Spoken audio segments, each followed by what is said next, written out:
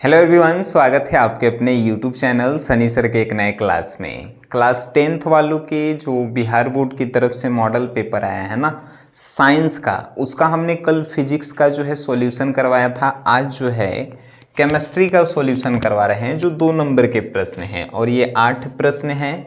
Physics वाला नहीं देखे हैं, डिस्क्रिप्शन में जाके देखिए, उसका लिंक जो है दिया गया है। आई सब अपन भाषा में किताबी लैंग्वेज में हम देखें, मॉडल पेपर में बड़का बड़का आंसर दिले है। क्वेश्चन बैंक में देखी थी एकर आंसर तो बड़का बड़का दिले है। वो लेकिन के समझ में है भाई, मुँह देवी से लेकिन के आसान देखिए समझिए क्या होता है। भाई देखिए, उभयधर्मी पदार्थ किसे कहते हैं, सुधारण दीजिए। मतलब कि एगो उदाहरण बतावेला है। उभयधर्मी कहे का मतलब कि हमने के गंगा में नहीं कहता है सब कनियों के भाई या दुल्हों के भाई, तो वैसा ही जो है उभयधर्मी पदार्थ होता है। सुनिए परिभाषा क्या होगा। वैसा पदार्थ जो अम्ल तथा क्षार दोनों के साथ व्यवहार करता है उसी को उभयधर्मी पदार्थ कहते हैं। माने कि ऐसा एगो पदार्थ है जिसका अम्ल के साथ मिलाइएगा तो यो अभिक्रिया करेगा, क्षार यानी कि भस्म के साथ मिलाइएगा ओकरो साथे अभिक्रिया करेगा। तो ये वही वाला बात हो गया, कनियों के भाई दुल्हों के भाई। उदाहरण देखिए, समझ लीजिए। ये उदाहरण जो है ZnO, ये जो है ना जिंक ऑक्साइड, ये जो है उभयधर्मी पदार्थ का सबसे अच्छा उदाहरण है। ठीक है ना। ये ZnO जो है अम्ल के साथ मिलाइएगा ना, अम्ल जैसे कि सल्फ्यूरिक अम्ल H2SO4, इसके साथ भी जो है अभिक्रिया करे लगता है। कोई भस्म के साथ मिलाइएगा तो उसके साथ भी जो अभिक्रिया करे लगेगा। ठीक है ना। तो ये समझ सकते हैं उभयधर्मी पदार्थ किसे कहते हैं। वैसा पदार्थ जो अम्ल तथा भस्म दोनों के साथ सामान्य व्यवहार करता है उसी को जो है उभयधर्मी पदार्थ कहते हैं। नेक्स्ट आइए, निम्नांकित अभिक्रियाओं के संतुलित रासायनिक समीकरण लिखिए। देखिए, ये दिले है A नंबर में कि जिंक सल्फ्यूरिक अम्ल बराबर जिंक सल्फेट एंड हाइड्रोजन, इसका जो है समीकरण आपको देना है। समीकरण कैसे देंगे, देखिए यहाँ पे जिंक है, जिंक के सूत्र का होता है Zn होता है, Zn एंड यहाँ पे लिखा हुआ है सल्फ्यूरिक अम्ल। सल्फ्यूरिक अम्ल के अभी सूत्र बताए हैं ना, H2SO4, this is formula of sulphuric acid. ठीक है। तो जिंक के Zn एंड सल्फ्यूरिक अम्ल के जो है H2SO4 एंड इक्वल टू, यानी बनेगा का, तो देखिए Zn जो है अभिक्रिया करेगा SO4 के साथ, तो बन रहा है ZnSO4, तो बच गया का H2 बच गया ना, तो हाइड्रोजन जो है निकल रहा है। यही तो जो है ये अभिक्रियाएं दिए गए हैं, उसी का जो है ये लिखना था। जिंक लिखल है, Zn हमने लिखा ना सर, प्लस का साइन दिया हुआ है यहाँ पे, सल्फ्यूरिक अम्ल लिखा हुआ है। सल्फ्यूरिक अम्ल के हमने सूत्र दिया, रिएक्शन करवाए हम लोग तो जिंक सल्फेट बना, ZnSO4 को ही जिंक सल्फेट कहते हैं, और हाइड्रोजन गैस निकल रहा है ना, सिंपल सी है। नेक्स्ट है ये बेरियम क्लोराइड और सल्फ्यूरिक अम्ल के अभिक्रिया कराइएगा तो बेरियम सल्फेट बनेगा और हाइड्रोक्लोरिक अम्ल बनेगा। वैसे अभिक्रिया बहु वाला प्रश्न पूछ ले है। बेरियम क्लोराइड के सूत्र होता है BaCl2 एंड नेक्स्ट जो है सल्फ्यूरिक अम्ल का सूत्र होता है ना H2SO4 and equal to, reaction के बाद जो है ना बेरियम सल्फेट बनते हैं। यानी देखिए बाहर वाला Ba जो अभिक्रिया करेगा SO4 के साथ अभिक्रिया करेगा, बाहर वाला हमेशा अभिक्रिया बाहर के साथ करता है, तो BaSO4 बनेगा। यहाँ पे लिखा भी तो है ना बेरियम सल्फेट बनेंगे, एंड प्लस का साइन बच का रहा है, तो H2 और Cl2, 2 H और 2 Cl, तो यहाँ पे ऐसे लिख सकते हैं ना 2HCl। यहाँ पे देखिए हाइड्रोक्लोरिक अम्ल HCl, हाइड्रोक्लोरिक अम्ल, दैट्स इज आंसर। ठीक है ना, वेरी गुड, यही तो है। नेक्स्ट प्रश्न है 3rd नंबर कि जिंक को आयरन सल्फेट विलयन में डालने पर क्या होता है, अभिक्रिया की रासायनिक समीकरण लिखें। अगर हम लोग जिंक को जो है आयरन सल्फेट में डाल देते हैं तो होगा का, चलिए आइए रिएक्शन दिखाते हैं। जिंक यानी कि Zn हम लेते हैं, Zn लेते हैं और उसको जो है किस में डालना था, आयरन सल्फेट। आयरन के Fe होता है और उसमें सल्फेट अगर मिल गया ना तो FeSO4 होगा, ठीक है। अब इसको रिएक्शन करवाते हैं। Zn जो है अभिक्रिया करेगा SO4 के साथ, क्या बनेगा सर, ZnSO4 बनेगा, प्लस बच क्या रहा है, Fe बच रहा है। तो ये जो है इसमें लिखेंगे क्या कि जिंक को आयरन सल्फेट विलयन में डालने पर क्या होता है, तो जिंक को आयरन सल्फेट विलयन में डालने पर जो है जिंक सल्फेट बनता है कि नहीं। ये तो है रिएक्शन जो बहुत आसान है, लेकिन जो नहीं पढ़ रहे हैं उसके लिए भारी होवे करेगा, है कि नहीं। लेकिन यहाँ से आपको जो है हमें लगता है कि समझ में आ रहा होगा, बहुत आसान भाषा है यार। बाहर वाला जो है ना, बाहर से अभिक्रिया करता है, अगर कुछ तनी मनी पढ़ ले होगा तो समझ में आ रहा होगा। नेक्स्ट प्रश्न है कि संक्षारण क्या है, सुधारण समझाएं। सुधारण मीन्स क्या होता है, एक होता है उदाहरण, एक होता है सुधारण। सुधारण मीन्स जो है साथ में उदाहरण भी दीजिए, उदाहरण मतलब कि अलग से भी उदाहरण दे सकते हैं ना। चलिए, संक्षारण क्या है, संक्षारण मतलब कि किसी पदार्थ को जो है जंग लगने से बचाना। जैसे कि लोहा जो है उसमें जंग लग जाता है, तो उसको बचाने के लिए हम लोग क्या करते हैं, लोहा पे जो है पेंट चढ़ाते हैं। अब पेंट चढ़ाएंगे तो उसी क्रिया को जो है हम लोग संक्षारण कहते हैं साइंस की भाषा में, ठीक है ना। तो यहाँ पे जो है पूछा है कि संक्षारण किसे कहते हैं, तो बड़ी आसान है। हम लोग कहें कि किसी भी धातु वाले पदार्थ को जिंक से अभिक्रिया करने से बचाने के लिए एक प्रकार का उस पर लेप चढ़ाया जाता है, जिसे हम लोग संक्षारण कहते हैं। पेंट किसी भी चीज़ पे हम लोग पेंट करते हैं ना, तो वो जो है संक्षारण कहलाता है। जैसे कि दीवार हो गया, दीवार को जो हम लोग पेंट करते हैं, काहे पेंट करते हैं, कि वो खराब नहीं हो जाए, है कि नहीं। हम लोग जो है साइकिल को, गाड़ी को, किसी भी लोहा वाली चीज़ को जो है पेंट करते हैं कि उसमें जंग ना लगे, जिंक से जो है अभिक्रिया ना करे, है ना। तो यहीं पे जो है वही तो हमने पूछा ना, संक्षारण क्या है। तो संक्षारण क्या है, तो संक्षारण जो है एक प्रक्रिया, एक प्रकार की प्रक्रिया है जो किसी भी धातु वाले पदार्थ को जो है वायुमंडल में उपस्थित ऑक्सीजन से अभिक्रिया करने से बचाता है। सिंपल सी भाषा में कहें तो उदाहरण अगर आपको देने के लिए बोले ना सर, तो उदाहरण जो है एक कौन सा उदाहरण जो है अभी हमने लिया था, हाँ ये जो है एक उदाहरण में जो है आप लिख सकते हैं ये, ठीक है।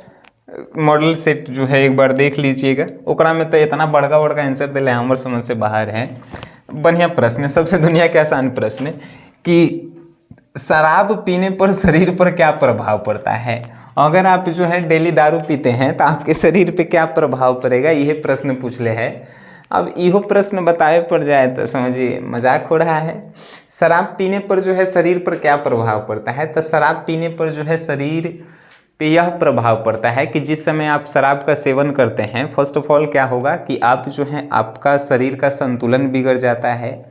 और अगर इस चीज़ का लगातार आप सेवन करते हैं, एल्कोहलीय पदार्थ, एल्कोहल को जो है ये हमने के साधारण भाषा में शराब कहते हैं, तो अगर शराब का जो है लगातार आप सेवन करते हैं तो वो जाके जो है आपके शरीर के लीवर बोलते हैं ना, उस पर अटैक करता है और वो जो है धीरे धीरे खराब हो जाता है और आप जो है इस दुनिया से चले जाते हैं, ठीक है। तो शराब पीने पर शरीर पर क्या प्रभाव पड़ता है, यही आपको लिखना है कि शराब पीने पर शरीर पर यही प्रभाव पड़ता है कि शरीर का सबसे महत्वपूर्ण अंग लीवर जो है धीरे धीरे खराब होने लगता है, जिससे मनुष्य की जो है जान भी जा सकती है।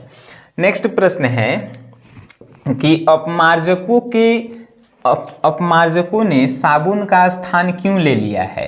देखिए बचपन में आप देखे होंगे कि नहीं देखे होंगे, लेकिन हम देखे हैं पहले जो कपड़ा धुलाता था ना वो साबुन से धोया जाता था, मोटा मोटा पत्थर की तरह जो है साबुन आता था, उससे जो है कपड़ा धोया जाता था।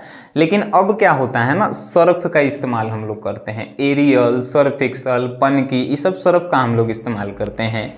प्रश्न यही पूछा है कि सर्फ जो है साबुन का स्थान क्यों ले लिया। अपमार्जक मतलब सर्फ होता है, ठीक है ना, तो अपमार्जक ने साबुन का स्थान क्यों ले लिया। बड़ी आसान और सिंपल एक जो है आंसर है। देखिए क्या आंसर है कि अपमार्जक जो है साबुन का स्थान इसलिए ले लिया कि साबुन जो है वो कड़वा पानी के साथ ज़्यादा झाग नहीं निकलता था, जिससे जो है साबुन ज़्यादा खर्चा होता था।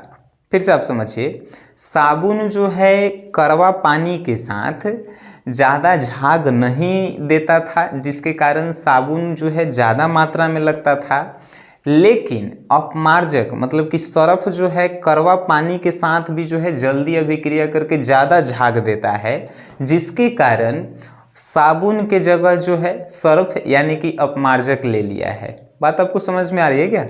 बात हम ये कह रहे हैं कि एक बाल्टी है, ठीक है ना, बाल्टी चलिए बनाते हैं। इस बाल्टी में जो है पानी है यहाँ तक भरा हुआ, इस पानी में जो है 2 बाल्टी बनाइए, ठीक है।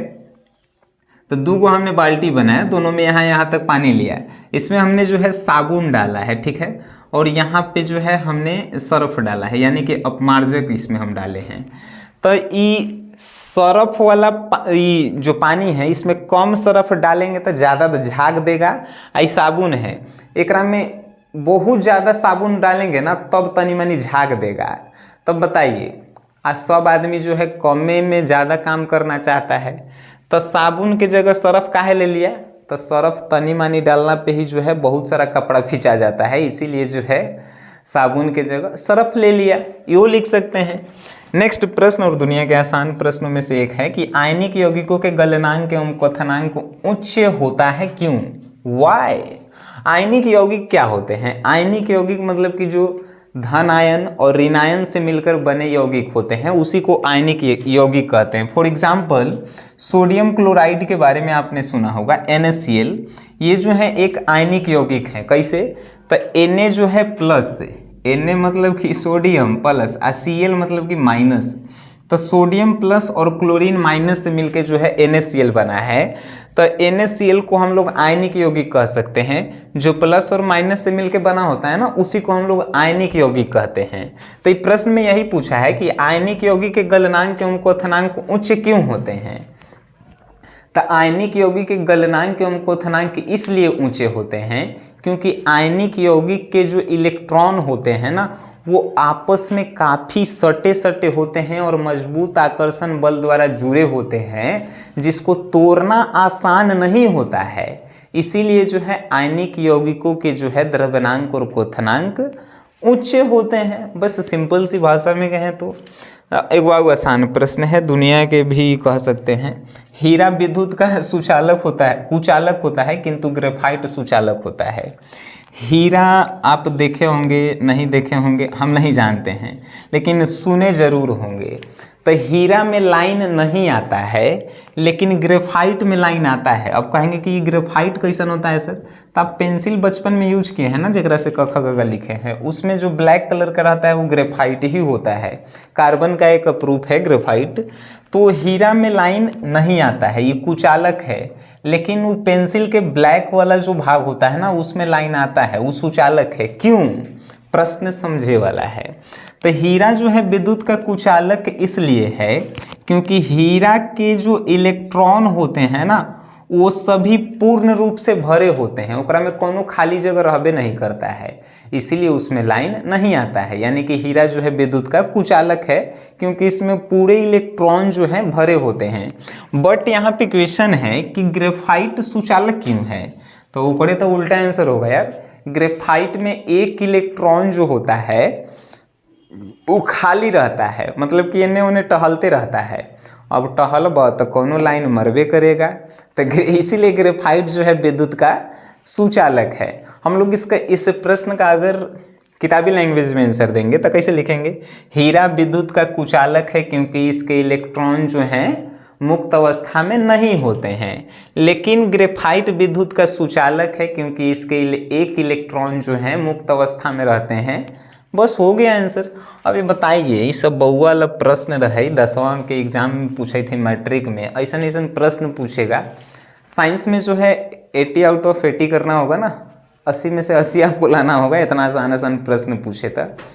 हमें लगता है कि आप लोग जो है लाएंगे भी। मेहनत अगर आप लोग करते हैं ईमानदारी से, मेहनत का परिणाम जो है मिलता है अगर ईमानदारी से किया जाए तब। बेईमानी से करेंगे कोनो प्रॉफिट नहीं है। वीडियो देखे हैं तो अच्छा लगा है तो दोस्तों तक शेयर कीजिए। वीडियो देखें उसके लिए धन्यवाद।